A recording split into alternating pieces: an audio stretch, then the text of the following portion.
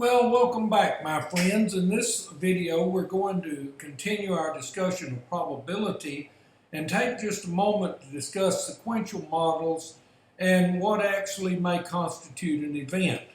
Now, many times an experiment will require a sequence of actions. Now, by saying that, there are things, for instance, that we might do, like we might flip a coin 3 times. We might take 5 readings on a digital scale for some receiver. We might make 3 different measurements or 4 different measurements. Each of those actions that we do, for instance, 3 flips of a coin, the 3 of them together constitute an event, rather than each constituting an event. We might, as I said, examine 5 readings on a digital scale where the digital reading, each of the 5s combined, constitute an event. Many times an experiment will require a sequence of actions. These experiments are said to be sequential experiments. An experiment that has a sequential event description. Sequential experiences may have a succession of events. Some of the examples that we might look at are like 3 flips of a coin, 5 reviews of the signal of a digital receiver. Sequential experiments may have a succession of events, and the types of examples that we could give of this are just completely unlimited.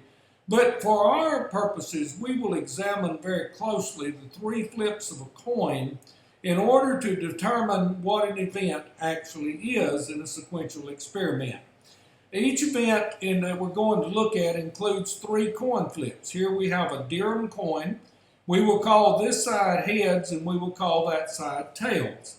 And a tree-based sequential description can be used to demonstrate the actual events that we may have. Now I'm going to give you a tree-based description, and this is just mind-boggling. But I want you to look at it just a minute and see if we can grasp what's actually being done here.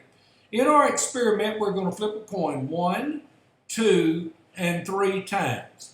3 coin flips, whatever we get for output, will be considered an event. The first time we flip the coin, we can get heads or tails. If we look at heads and we flip the coin again, we get heads or tails. And if we looked at heads there, we flip it again, we get heads or tails. If we flip the coin the first time and get tails, we can flip it again. Based upon the input we get, then we flip it again. Now, let's see if we can make this come clear for you. Here is one event. In this event, we flipped the coin, we got heads. We flipped it again and we got tails. We flipped it again and we got heads. So our one event is denoted by 3 actions: heads, tails, heads. We flipped a coin 3 times, but the event is getting a heads, tails, and a heads in that particular order. We'll do another one. We flip a coin 3 times. The first time we flip it, we get tails. The second time we flip it, we get tails. The third time we flip it, we get heads. So here is one event that constitutes 3 actions, and the event is tails, tails, and heads. You see that? Tails, tails, and heads is an event. Now, the possible events for 3 flips of a coin are these 8 possible combinations.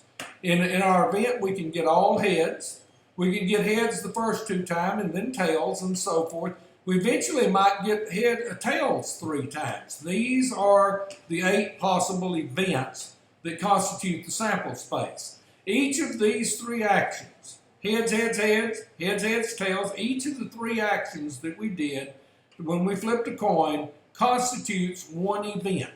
Here are the 8 potential events that may occur from our experiment. Now the sample space, omega, is the sample space of all possible events. Each event is a subset of the sample space. In our sample space, we could possibly get all heads. We could, for instance, get tails, tails, and heads. But when we conduct an experiment, we are doing 3 actions. Each action gets a reading, and the 3 combined readings are the event that we're looking for. It's really not as complicated as it sounds, is it? Each event in this case, was constituted by 3 actions. Here was one of the events again. Heads, tails, heads. Heads, tails, heads is simply one event. Well, I want to thank you very much again for your support. I appreciate you watching these videos. I hope you find them helpful, and the Teaching and Learning Center at American University of Rosario thanks you for your kind attention. May the odds be ever in your favor.